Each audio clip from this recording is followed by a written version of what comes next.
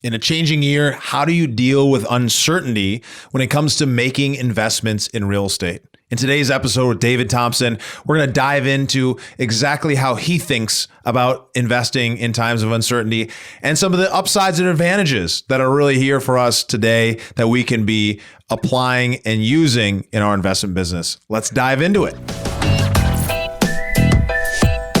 This is the Investor Mindset Podcast. All right, guys, welcome back to the Investor Mindset Podcast. I'm your host, Stephen Pesavento, and today I have in the studio David Thompson. How you doing today, David? I'm doing great, Stephen. Thanks for having me. Of course, I'm glad to have you here. And as you guys know, Dave is incredible when it comes to putting capital with real estate deals. He's got strong experience in the real estate investing space, both domestic and international projects, covering single family, multifamily, and land development. And after over 20 years in the high-tech corporate world, Dave left, started Thompson Investing, and provides investors with investment opportunities in multifamily apartments, self-storage, manufactured home parks, and much more. And to put it in perspective, he's been involved in over 5,000 apartments or units of apartments, over $400 million of assets with some really great partners. So I'm definitely excited to dive in, learn a little bit about where you're seeing the market going, what are some of the takeaways, and really understanding how we can best position ourselves to take advantage of some of the opportunities that are going to be coming up in the future. So you ready to dive into things, Dave? I am. Let's do it. So looking forward, looking at the year ahead, talk to me a little bit about what are you seeing as far as investors out in the market and operators out in the market? Are we looking at some really great opportunities coming up? And how are you thinking about it when you're underwriting these opportunities on a 3 to 5 to 7 year timeline? Great question, especially as we get to leave 2020, which everybody's excited to after a big COVID year and recession and all sorts of crazy stuff going on in the world. But I sense I deal with a lot of operators. I sense a lot of optimism. I mean, certainly near-term cautious optimism, but optimism no less. Q1 typically, let's just talk about apartments, and I think it's a good bellwether for the different niches that we work in, just because so many of our investments are geared towards that. And if you look at institutions, they're not putting money in retail, not putting money in office, and it's probably a little early for hotels. Although with the vaccine starting to come out, I think people are starting to try to think about what's going to come back to fast.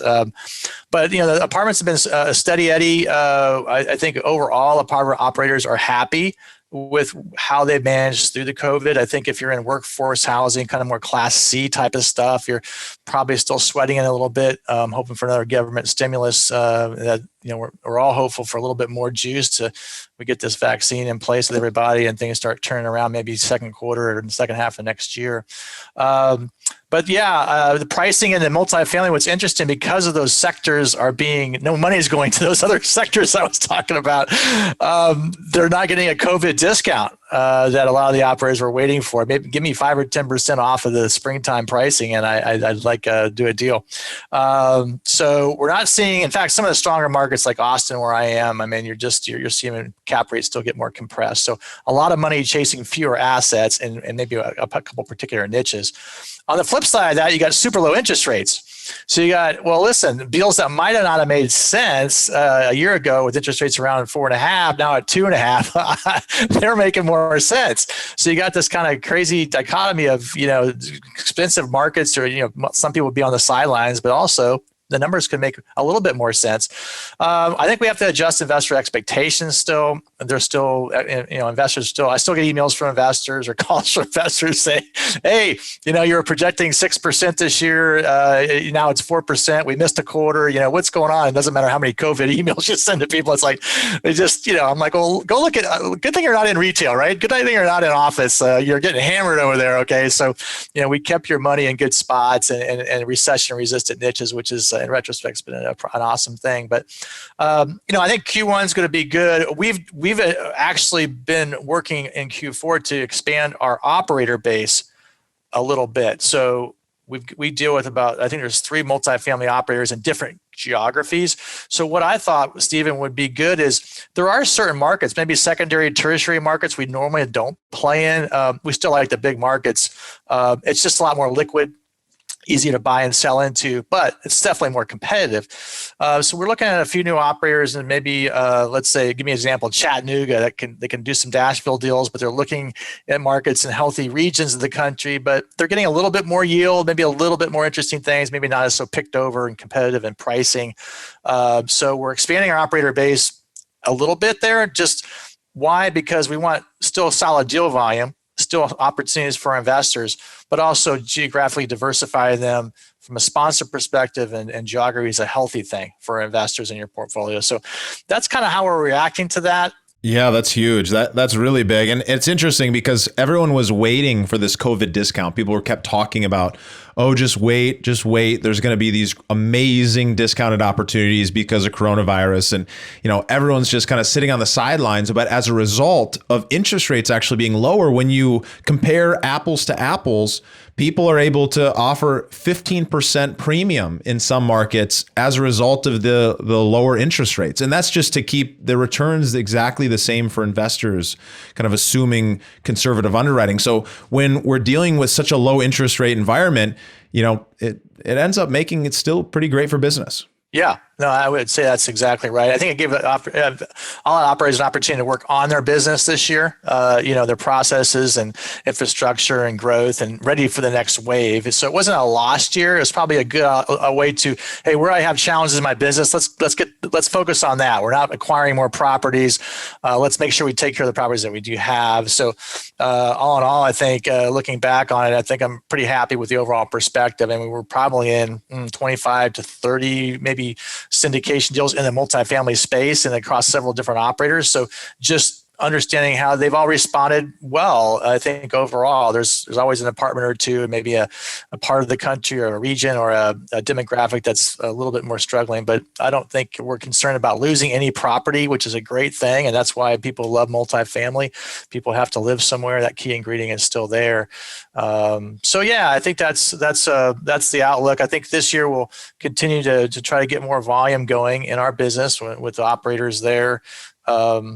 Yeah, it's important to be able to be diversified. I think that's one of the big benefits of people like you and I, David, is that, by partnering and working with folks like us, you end up being able to have access to a wide variety of different options without necessarily needing to build those individual relationships with those operators, because that's really where firms like ours really come into play. So when you're looking forward, obviously you're looking to do a little bit more volume. You're looking at some smaller mid-tier markets that might have a little bit of opportunity available to them, maybe a little bit, advantaged because of all these folks moving out of the big cities. What else are you looking for that might be different this year than it was in maybe years prior? Is there anything else that comes to mind? Well, let's just stay in the multifamily category a few more minutes here. One of my operators I work with, although they do multifamily, there's a couple of things I did want to share with your investors. I see it working, but not every operator wants to go to the trouble or hassle. But I have one group I work with, and they are killing it in East Lansing, Michigan, right? And like Lansing, Michigan, what's there? I've never been there. I'll put it that way. Nothing against Lansing, but it's he doesn't come into that top 20 exciting growth cities that you always see every week in real estate, where it's happening, where people are moving to. But I think an important thing for the listeners you don't have to be in the sexy markets. In fact, people can make money in all sorts of different markets and all sorts of different platforms and strategies. This particular operator said, I don't want to play with these 200 unit apartments. Okay. That's where all the competition is. It's hard to get a good deal. You're fighting with 30 companies to get a deal. What about these 40 unit apartments, these 25 unit apartments? What if we're finding, when they started looking into this, they actually found a couple guys who were in Lansing kind of doing this in a small scale. And then these guys I know came in and brought some professionalism to it and structure and told them about a scaling business, where if you could if you can grow a 400, 500 unit portfolio by picking off these 25 or 40 units, typically owned by mom and pops, typically they're cash flowing, but they haven't been upgraded in years. The folks are running them, not bad people, not that they're not smart. It's just they're not keeping up on the latest and greatest like software about revenue generation, sophisticated property management software. Or hey, when I aggregate a big portfolio, my services cost to pest control can go down. Simple simple things like that. Well, you put all these little factors together and you can create an awesome business, and they're killing it. And they want to do more. So that's an idea for if you're an operator, you're looking at, maybe you don't play in the big boy or big girl space. Maybe you come over here and find a niche that you find you can carve a business out of. And they actually believe over time they can IPO these things. They can get these big portfolios and sell to institutions, where before you wouldn't even think about institutions in the same sentence with a 25-unit apartment. But they've created this infrastructure, and they vertically integrated, Stephen, so they own their own operating company, and they made it really efficient. So that's kind of a cool concept. And they're in Lansing, Michigan, right? So that's pretty cool. I love that. That's very, very similar to one of the operators we work with, exclusively focuses on mid-sized multifamily, in the Denver market. And it's so interesting because you often think, when it comes to institutional style deals, that's where you're going to end up having the best return. But because of the size and scale and being able to dominate in that market, they're able to get deals at a much better rate. They're not dealing with that same competition. By being able to roll them up all together, it ends up leading to really, really good upside for investors and really good downside protection, because when you're buying something at such a low basis, you're able to really build that equity right from the beginning. So I'm glad you brought that up. That's a great point. And this same group is on the hunt. They're kind of like specialists. They kind of go find things and they create the structure and they manage all the investor part of it. But they need capital. So I'm like, that's where I kind of come in. So we have a great relationship. And I said, what else are you looking at? Because it does take time. And so they may have an opportunity in 2021, but I'd like to do more deals with them. And they said, well, we found this operator. It's kind of early on. We've got this operator. I think they're down in the Southeast somewhere. It's a construction company. And what I've seen this happen when markets get tight, people have to get more creative and maybe take a little bit more risk. But these guys have done a really good job over time, and they'll go in and go into a Midwestern city, for instance, and they'll go buy up 4 or 5 or 6 properties, and they put their construction group, and they're kind of, call it deep value add, call it distressed assets. They're really looking for an operator that got in over their head. The market's not bad. Again, we're talking Midwest. We just talked about East Lansing. You can make money there. And they find them $30,000, $40,000 a door. And these aren't, I asked him, I said, are these like in really bad areas? Because I said, it's not going to go for my investor discussions. But he says, no, oftentimes they're not. They're just kind of, there's a lot of work involved. And so a lot of value add operators shy away from them. You may be talking about putting $20,000 a door into some of these things, but you're buying them at such a low basis. But they have that's what they do. And they've been very successful over many years. And there's a couple of older guys that are kind of like, we don't want to keep looking for capital and do all this kind of stuff. So this is where we're interested in maybe coming in and helping them and do 3 to 5 deals a year. They feel that they can, this is a volume that the business that they've shown in the past is successful. And I think even now in the marketplace where we're talking about, it's still very competitive and pricing is still kind of tight in the multifamily space.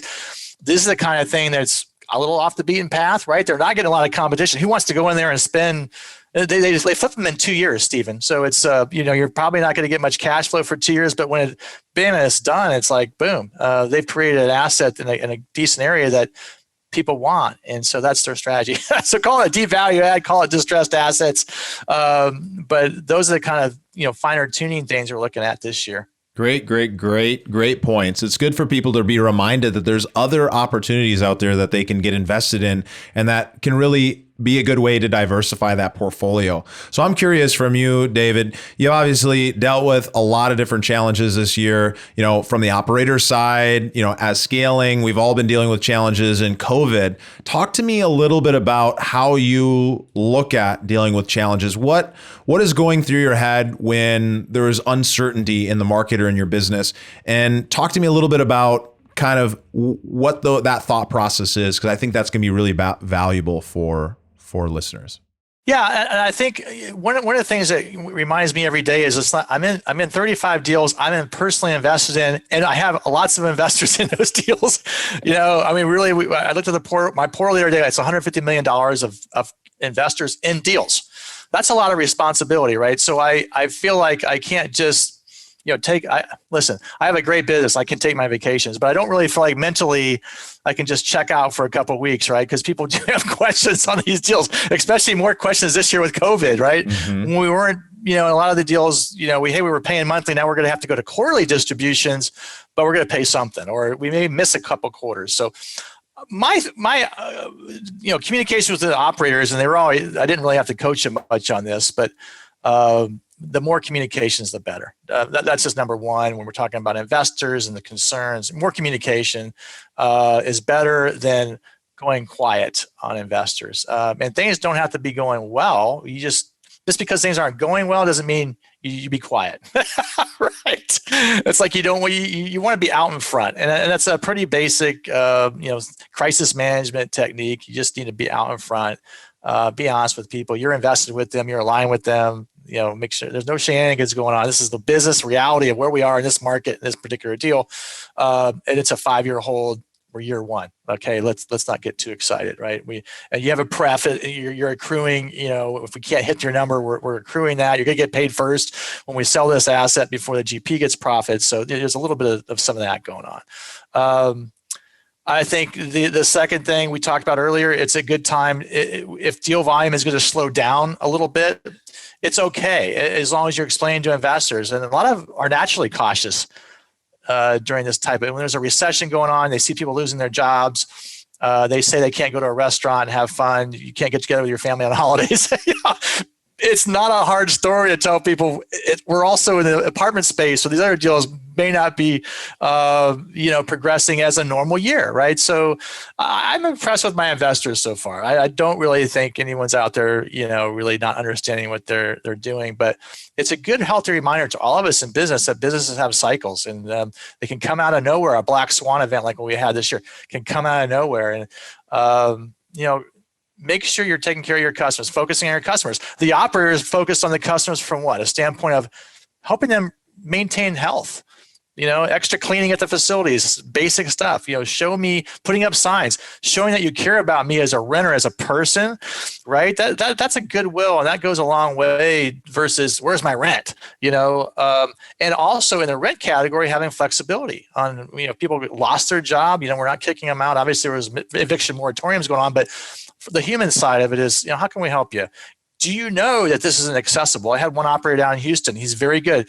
It's a kind of the workforce housing, a little bit more impacted by service jobs, right? Mm-hmm. He did a really good job getting out in front and telling people about government websites they can go to get some short-term relief and things like that. Of course, it helps his business, of course, but from a humanistic story, you can do that in a right way to show your renters, I care about you from a person too, right? Your health. I want to make sure you get through this. You don't have to move your family. We don't have to kick you out.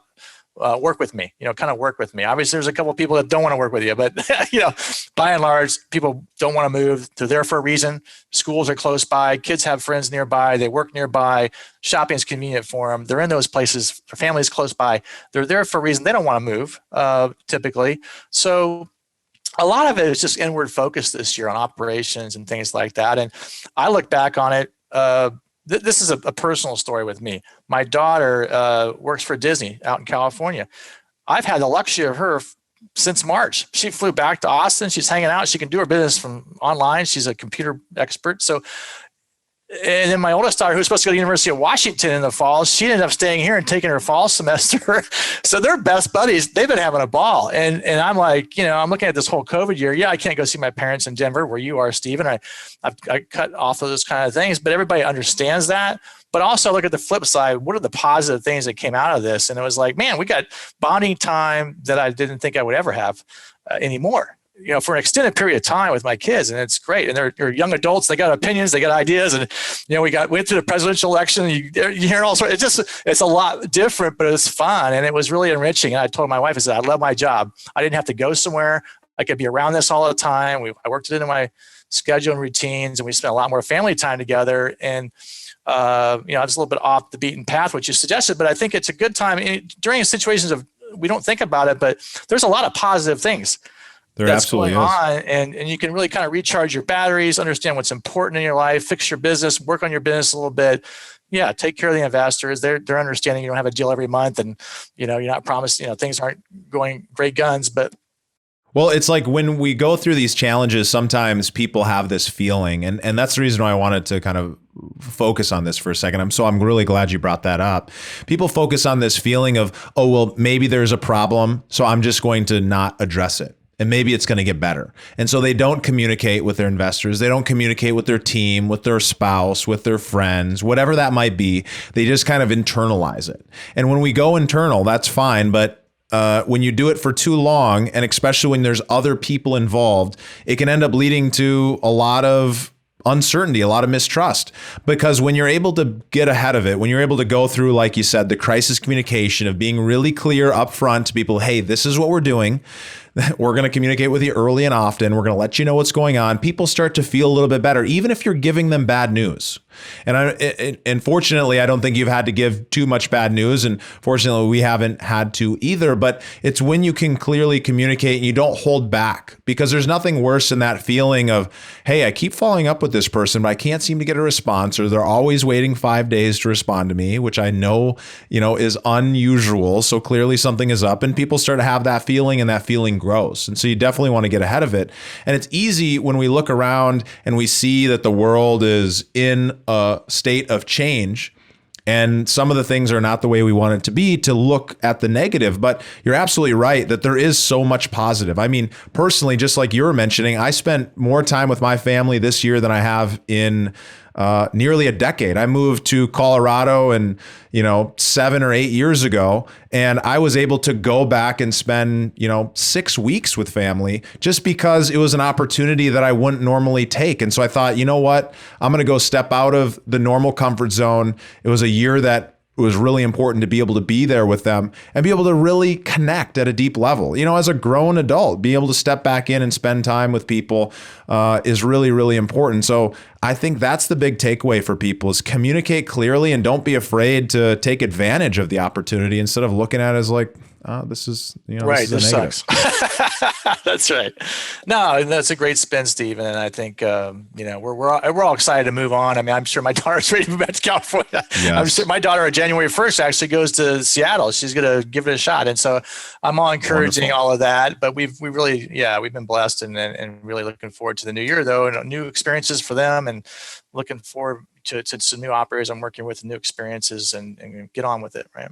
So I'm curious, on the capital side of the business, for the listeners that are investors, what do you recommend when they're looking to find new operators or new fund managers or new capital placement agents to work with? How can they go about going out and finding different people who do what we do? And then also, I'm curious, from the flip side of that, how can people who do what we do a more effective job of connecting with the right clientele, the right people who are interested in what we're looking for? I think both of those really play well together. I'd love to get your take. Sometimes that can be difficult, right? So these are private placement deals, and they're not typically public advertised. People are doing some of that with the 506c stuff, but I would say in general, they're not heavily advertised. It's harder to find the deals, although it's changing over time here. But just probably like anything. How do you know, choose a doctor? How do you know? You typically just don't go, in the old days it was the yellow pages, but now maybe you go online now, and maybe your healthcare provider tells you what your list of doctors you can choose from, but you could pick and choose there based on geography, somebody close to, it makes sense. That would be one criteria maybe for me. I don't want to drive all across town. Do I want to work with operators who are kind of close? So I want to see these properties. I'm in Austin, Texas. You could probably do your first deal in Austin, but you could look in San Antonio, Dallas, Austin, Houston. I was in Houston on Monday. These are all, from San Antonio, it's a 90-minute drive. Dallas, 3 hours. Houston, Texas, I'm fortunate to be here, but there's a lot of places you can be in the country and be, close, good markets around you. Might want to start thinking about connecting with, as simple as going to a multifamily meetup group in these areas, would be one idea.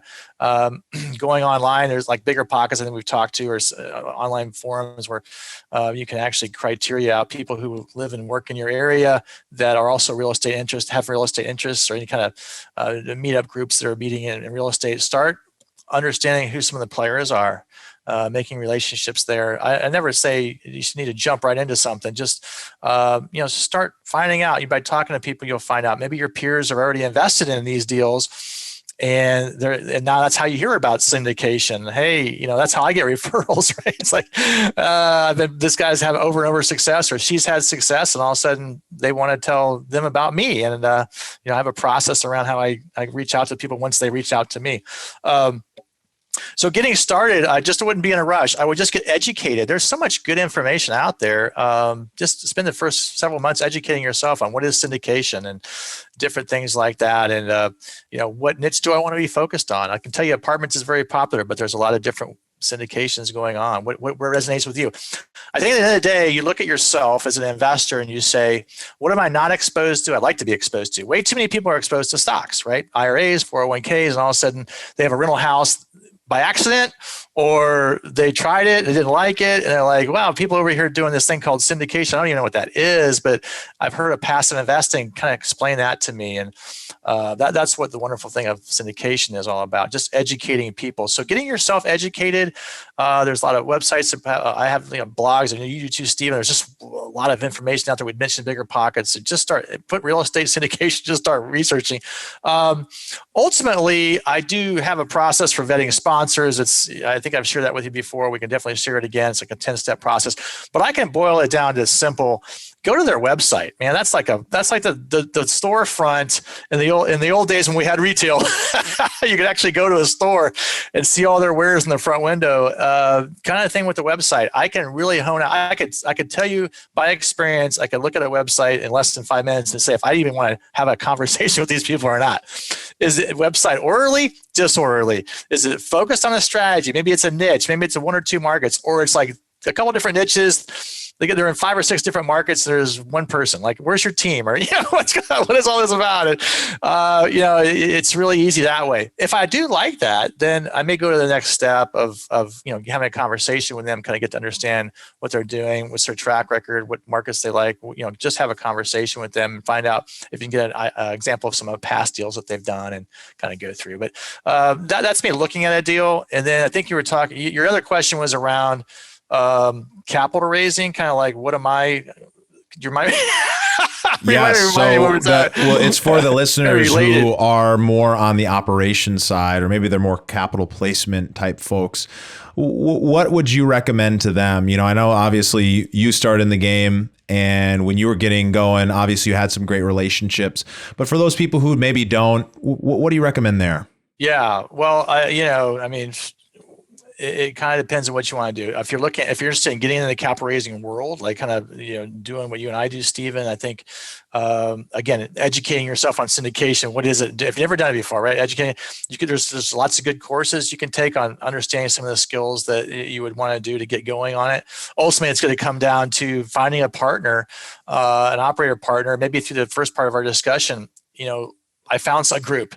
Oh, hey, by the way, this group, I don't want to just be an investor in this group. Maybe I start that way as a limited partner. But I found out over time, they're in my area. I really kind of like these people, and they really have the same philosophy I have, and they're going to do more. And how can I help? And that's how I got started in syndication. I asked one of the syndicated partners, how could I help them?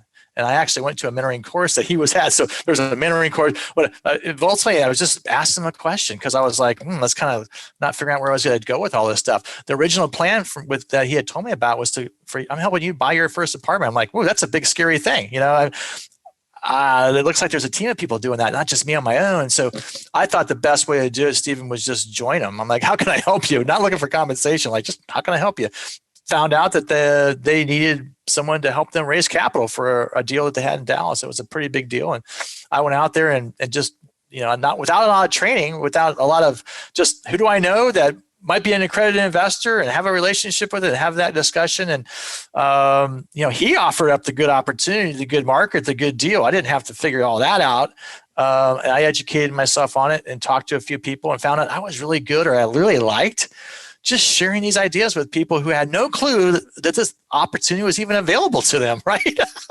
This is in the back room somewhere. Someone's smoking cigars, talking about these special deals. No, this is open to the public. And, you have to read a certain accredited investor criteria and all that. But once you get beyond that, hey, all you're doing is stocks over here. Real estate's been pretty good. But I get back to choosing really good partners. That was still one of my key philosophies, is take your time to find someone that you respect and like, and maybe invest in a deal or two with them, and then see if you can help them. And if that opportunity never presents itself, you're going to be farther along learning about other operators that do the same kind of thing. And before long, you might have an opportunity to raise capital. I think it's a fantastic business. It's something you could do while you have a full-time job. I mean, it's something you could do part-time and put your feet in and see how you like it. If you are a former teacher, or you were an instructor, a fitness instructor, you might be surprised. It's not a complicated field. You don't have to overcomplicate it with people. Mm-hmm. My favorite story with a lot of investors who've never been here is just like, hey, you watch all the flipping house shows, right? You watch those flipping house shows. They go in there and they fix it up, and at the end of the day, they typically sell it. It's typically 3 or 6 months, 9 months they're selling them. Steven, this is your business, right? When you start. So, but apartments are the same thing. It's just bigger, and we need more money. These are 20, 30, $40 million assets. It's not going to be Steven and I getting together with our own pocket money and buying these things. We need help. We need investors. We need investors to do that. But we're essentially doing the same thing. We're fixing it up. We're renovating it a little bit. We're streamlining operations. And in 2 years or 5 years, we're flipping these things. We're off to another one. It's a slow motion flip. This is what that, that sounds pretty interesting. Tell me about, maybe how it works and how do I get paid and that kind of stuff. How do I get my money back? The basic questions. And like on my website, I put like frequently asked questions, 25 frequently asked questions of syndication. That's all the good stuff you would need to know as a capital raiser. Just, here's the kind of things that Steven and I hear all the time. And as you get more comfortable answering that and handling, I don't want to say they're objections. I just say they're just good questions. The best part about this business is the things that you're showing people, they really never seen before. At least the newbies, like I've never seen it before, but they're smart people. They're just like, wow, Sally told me about this thing that you're doing. It sounds really cool. So it's not like you're selling them on a car or a house. They've already been through that process and they've probably been burned a few times. They have this negative perception of you. What I love about my business and your business, Steven, is like I can't think of too many conversations I've had with people who are like, man, this is really cool. Or thanks for sharing that with me. I may not be ready right now. I may not be qualified. Those are the good questions you typically have. But keep me on your list. Let me know. I may be qualified soon, or I don't have the money today because I just bought some. But in 3 months I may. So they're going on my newsletter, right? They're going on my newsletter, and I just always tell people in this business when you're starting out, every relationship can count, and you don't know. I did a podcast like this, Steven. My biggest investor came from a podcast. I was on a receiving end of just discussing on the podcast. The guy heard me on it. He said, I don't even know what we talked about on that podcast, but he said, you just sound down to earth, like, and you're investing in your own deals. It's only a good regular person I could talk to, not a highfalutin finance person up in some big city, trying to sell me something. I'm like, well, that's, I think that's, so here's my values, and, I can send them something on why you invested in me or why whatever. But at the end of the day, people want to know you're a human being and you're talking to them on educating them. I had no sales experience when I got in this business. I don't even like to use that word really. Maybe marketing comes in a little bit, but I really never feel like I'm selling anybody because this isn't the way the business is done. I mean, these are $50,000, $25,000, $50,000, $100,000 investments. These are serious people's money. You want to be a good steward of it. You want to treat them the right way. That's a process. Okay. That's not like I'm selling you shoes today, here, you're not tomorrow. I'm with these people 5 years. Yeah. They're in these deals for maybe 5 years. Exactly. It's a relationship, You got to build that relationship. You can't just jump in. You got to really have somebody have true buy-in. And that's one of the big things that people often feel like, oh, I'm going to be sold or it's going to be a high pressure situation. Not at all. It's actually quite the opposite because in my experience, actually, I'm usually pushing people away. And it's not a tactic. It's not a strategy. It's, hey, if you're not 100% in, if you're not sure of yourself, then you probably shouldn't take the leap. Now, is that fear because you aren't sure of the investment? Is that fear because you're, just trying to hold yourself back because this is new and different? Then, you've got some things you got to work through. But I think this is all really, really important. And I'm so glad that you're able to join us today because it's such a good reminder that the world is going in a new direction regardless of whether or not we want it to, that we get to choose how we're going to show up. And that if we want to go down this path, there's a lot of different ways, to navigate it. And so that's important. That's you hit the nail on the head. Things can change, the river can go this way or that way when it normally doesn't do that, but you're still going to stay afloat and develop some new skills and ideas, but stay relevant to your investors.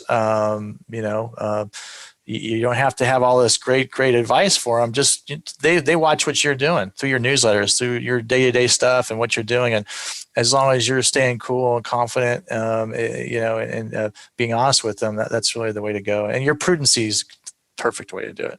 Huge. It's so true. So thank you so much for joining us. Where can people find out more about you or get in touch, David? Yeah, great, Stephen. So ThompsonInvesting.com is our website, all one word, THOMPSON investing.com. I've got a lot of things there, blogs. We got some books you can download.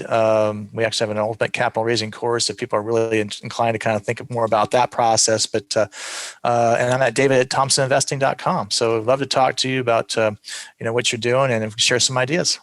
Wonderful to have you. It was a pleasure catching up again, my friend. And I hope you have a beautiful rest of your day. Thanks for having me on. Appreciate it. Always a pleasure. Thank you for listening to the Investor Mindset Podcast. If you like what you heard, make sure to rate, review, subscribe, and share with a friend. Head over to theinvestormindset.com to join the Insider Club, where we share tools and strategies from the top investors and entrepreneurs on how to take it to the next level.